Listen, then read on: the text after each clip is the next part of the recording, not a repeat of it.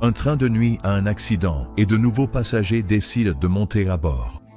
Malheureusement, ils sont bien pires et bien plus effrayants que des êtres humains. Cette histoire commence dans une gare de Londres. Un agent de sécurité nommé Joe Griffin commence son service de nuit. Il rêve d'une promotion, mais c'est son rival qui obtient le poste à sa place. En conséquence, Joe est affecté à un train de passagers tard dans la nuit, remplaçant le conducteur habituel qui est soudainement tombé malade. Joe parcourt les wagons du train, vérifiant les billets des passagers. Soudain, il est surpris par un petit chien. Une femme nommée Kate ne trouve pas son billet. Frustrée, elle est obligée de payer une amende et cela ne lui plaît clairement pas. Une autre passagère, une jeune femme nommée Nina, ignore complètement Joe et discute au téléphone avec son ami. Beaucoup de passagers sont peu aimables. Ce n'est certainement pas le travail le plus agréable. La seule consolation de Joe est la possibilité de passer du temps avec Helen, qui vend des boissons et des snacks dans le train. Il a des sentiments pour elle et l'invite à prendre un verre après le travail. Mais ses sentiments ne sont pas partagés et Helen le repousse. Découragé, Joe retourne dans son compartiment et regarde par la fenêtre. Cette nuit-là, une pleine lune se lève et son grand cercle lumineux illumine le ciel. L'accident se produit non loin de la gare Terminus. Le train manque de dérailler et s'arrête au milieu d'une forêt dense. À ce stade, il ne reste presque plus de passagers à bord.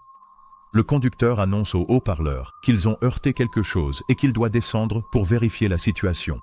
Pendant ce temps, Joe et un autre passager aident Helen à ramasser les aliments éparpillés dans son chariot. Le protagoniste va ensuite vérifier l'état des passagers restants. Ils sont visiblement choqués, mais heureusement, personne n'est blessé. Il les rassure, promettant que tout ira bien. Le conducteur descend du train avec une lampe de poche et découvre qu'ils ont heurté un cerf. Le problème, c'est que le corps de l'animal est coincé entre les roues et il doit être retiré pour que le train puisse poursuivre son trajet. Alors que le conducteur essaie de s'en occuper, une créature surgit soudainement de la forêt et l'attaque.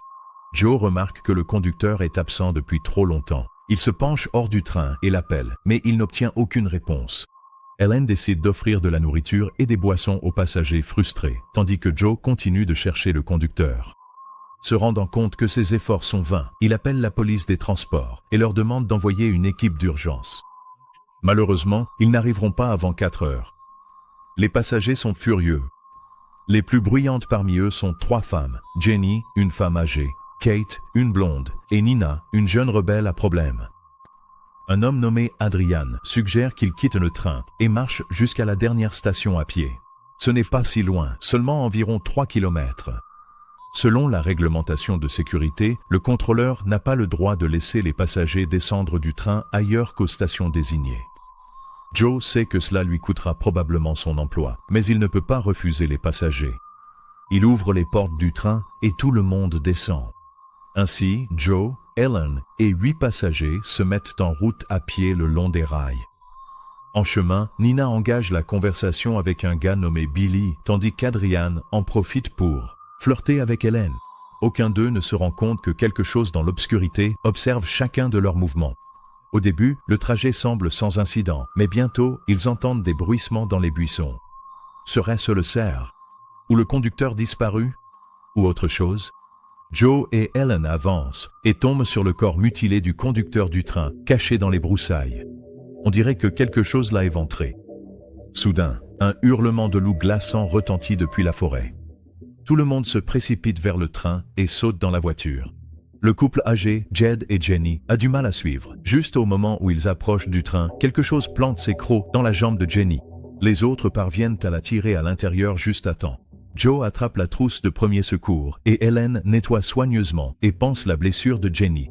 Pendant ce temps, Billy et un autre passager, Matthew, regardent par les fenêtres du train, essayant de voir ce qui rôde dehors. Une sorte de griffes acérées racle contre la vitre. Puis un autre hurlement de loup inquiétant perce la nuit. Les passagers se figent de terreur. Quelques instants plus tard, la créature invisible s'éclipse dans l'obscurité. Joe tente de contacter les services d'urgence, mais personne ne répond. Billy le rejoint. Il étudie l'ingénierie et s'y connaît un peu en train. Le jeune homme remarque rapidement un problème critique. À cause de l'accident, il y a une fuite de carburant. Le train ne pourra aller nulle part à moins qu'il ne répare la conduite de carburant endommagée. De plus, l'antenne sur le toit du train est cassée, ce qui explique pourquoi ils n'ont pas de réseau. Joe partage la mauvaise nouvelle avec les autres. La panique se répand dans le groupe. Jenny a besoin de soins médicaux urgents. Ébranlée mais déterminée, la femme blessée insiste sur le fait que ce n'était pas un animal qui l'a attaquée. Elle jure que c'était quelque chose qui ressemblait à un humain. Joe, Billy et Adrian avancent prudemment à travers les wagons, armés d'un extincteur. Un bruit étrange provient des toilettes. Ils forcent la porte et trouvent un homme corpulent caché à l'intérieur. C'est Paul, un autre passager. La blessure de Jenny s'aggrave et elle commence à marmonner de façon délirante. Si elle ne reçoit pas rapidement des soins médicaux, elle pourrait perdre sa jambe. Kate fait de son mieux pour réconforter Nina, traitant l'adolescente rebelle avec chaleur, car elle a une fille du même âge. La créature inconnue tente de pénétrer dans le train. Heureusement, le toit en métal et les vitres épaisses résistent, l'empêchant d'entrer. Les lumières vacillent de façon inquiétante. Le téléphone de Nina se met à sonner. Elle hésite avant de répondre et s'éloigne des autres passagers. À ce moment précis, le monstre brise une vitre et l'emporte. Quelque chose de sombre et rouge coule le long de la vitre. Affolés, les passagers se précipitent dans la voiture suivante et s'y barricadent. Kate s'effondre, en crise d'hystérie. Désespérés de survivre, ils saisissent tous les outils qu'ils trouvent et renforcent les fenêtres et les portes avec des grilles métalliques. Ils prient pour que les créatures ne trouvent pas un moyen d'entrer. L'état de Jenny s'aggrave, elle a constamment soif. Kate essaie de la distraire avec des histoires de famille. Pendant ce temps, Adrian prend Joe à part et suggère froidement de sacrifier le couple âgé lors de la prochaine attaque de la créature. Après tout, c'est la loi du plus fort. Soudain, Jenny vomit directement sur le sol. Un épais liquide rouge s'écoule de sa bouche, accompagné de plusieurs de ses dents. Joe fait rapidement le compte des personnes présentes. Il manque quelqu'un. Paul, le gars corpulent, est introuvable. Le pauvre souffre d'une forte diarrhée et s'est encore enfermé dans les toilettes. Joe s'approche pour prendre de ses nouvelles, mais en arrivant à la porte, il se rend compte que quelque chose ne va pas. La serrure est bloquée. Avant que Joe ne puisse réagir, une griffe monstrueuse transperce le plafond des toilettes. Une seconde plus tard, un liquide cramoisi s'infiltre sous la porte. Joe comprend que Paul n'est plus là. Il essaie de retourner dans sa voiture. Mais les passagers ont déjà barricadé le passage et il est à 2 doigts de devenir le prochain repas de la bête. Au dernier moment, ils parviennent à ouvrir la porte, le tirant à l'intérieur juste avant que le monstre ne puisse l'atteindre. Ils bloquent rapidement l'entrée à nouveau, mais la créature déchire toute leur défense de fortune et fait irruption dans la voiture. Et maintenant, ils voient enfin la créature pour ce qu'elle est réellement. Un loup-garou. La bête se jette sur Joe. Mais Hélène sauve le chef d'orchestre juste à temps. Au lieu de cela, le loup-garou attaque la fille. Les autres passagers accourent à son secours et combattent ensemble la créature. Grâce à leurs efforts conjugués, ils parviennent à vaincre le monstre et à l'envoyer dans sa tombe. Matthew se bat plus fort que tous les autres. Ainsi, leur ennemi ressemble à un humain, mais il a des crocs acérés comme un loup. Matthew dit que c'est un loup-garou. C'était autrefois une personne, mais elle s'est transformée en bête. Adrian se souvient que toute personne mordue par un loup-garou devient elle aussi un monstre. Le vieux Jed se rappelle qu'un accident similaire s'est produit ici il y a de nombreuses années. Lorsque les secours sont enfin arrivés, il n'y avait plus personne à sauver. Certains étaient morts, tandis que d'autres avaient disparu sans laisser de traces. Le loup-garou commence à reprendre connaissance, mais il se fait assommer avec un extincteur. Encore et encore, à de nombreuses reprises. Du fond de la forêt, un autre hurlement résonne dans la nuit. Jenny a l'air de plus en plus mal en point. Il semble qu'elle soit en train de se transformer en loup-garou elle aussi. Adrian insiste pour qu'il se débarrasse de la vieille femme avant qu'elle ne devienne une menace, mais son mari s'y oppose. L'homme pousse le vieil homme sur le côté et attrape Jenny, mais il se fait frapper au visage par Joe. Le protagoniste ordonne aux autres passagers d'attacher à la fois Adrian et Jenny. Adrian entre dans une rage folle et insulte tout le monde. Billy, Matthew, Helen et Joe se dirigent vers la cabine du conducteur. Billy montre aux autres quel bouton appuyer et quelle manette tirer pour démarrer le train. Joe se tourne vers les passagers restants et leur promet de tous les sauver. Lui et Helen restent dans la cabine du conducteur, pendant que Billy et Matthew partent réparer les conduites de carburant. Kate lance un regard noir à Adrian et dit qu'elle se souvient très bien de lui. Elle avait postulé pour un emploi dans son entreprise, mais il a exigé des services supplémentaires, et elle a été obligée de refuser. Billy utilise du ruban adhésif et une clé à molette pour colmater la fuite. Un cri désespéré à l'aide retentit depuis la forêt.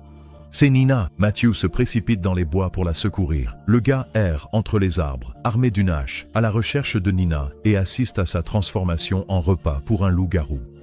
Matthew panique et s'enfuit terrifié, mais il finit par être encerclé par encore plus de créatures.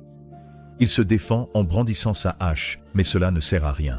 Les passagers entendent un hurlement de loup glaçant près du train.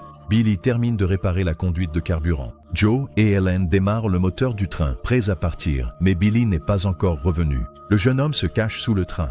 Parce que des loups-garous rôdent à quelques pas, Jenny se transforme complètement en loup-garou et attaque son mari. Dans un moment de désespoir, Kate détache Adrian. Alors que le train prend de la vitesse, la meute de loups-garous attrape Kate. Elle crie à Adrian de la sauver, mais à la place, il la pousse hors du wagon. Le train continue sa route, laissant Kate derrière, directement entre les griffes des loups-garous. Jenny achève son mari et porte désormais son attention sur Adrian. Pendant ce temps, Billy s'accroche au-dessous du train et endommage accidentellement l'une des conduites de carburant. Le train s'arrête brusquement une fois de plus. Joe abat Jenny, sauvant ainsi la vie d'Adrian. D'autres loups-garous pénètrent dans le train. Joe, Ellen et Adrian essaient désespérément de se barricader, mais Adrian a d'autres plans. L'homme lâche attaque Joe et Ellen, espérant les assommer pour augmenter ses propres chances de survie. Une violente bagarre éclate. Adrian prend le dessus, enferme le conducteur et sa bien-aimée dans l'un des wagons, puis s'enfuit du train. Joe et Ellen sont maintenant entourés par les loups-garous. Alors que tout espoir semble perdu, Billy apparaît, brandissant une torche enflammée. Il met le feu au wagon, créant une distraction flamboyante qui permet à Joe et Ellen de s'échapper. Malheureusement, en faisant cela, Billy sacrifie sa vie. Joe et Ellen courent à travers la forêt, mais les loups-garous sont juste derrière eux. Se rendant compte qu'ils ne pourront pas s'enfuir tous les deux, Joe embrasse sa bien-aimée et reste en arrière pour affronter les monstres. Grâce à son sacrifice, Ellen parvient à atteindre la gare la plus proche. Joe se bat très courageusement et blesse même certains de ses ennemis. Néanmoins, il se fait mordre par le chef de la meute de loups-garous et se transforme lui-même en monstre. À l'aube, Adrian erre dans la forêt, jurant et menaçant de brûler toute la forêt jusqu'au sol. Joe apparaît devant lui, Joe le loup-garou pour être exact. Ils sont entourés par d'autres monstres.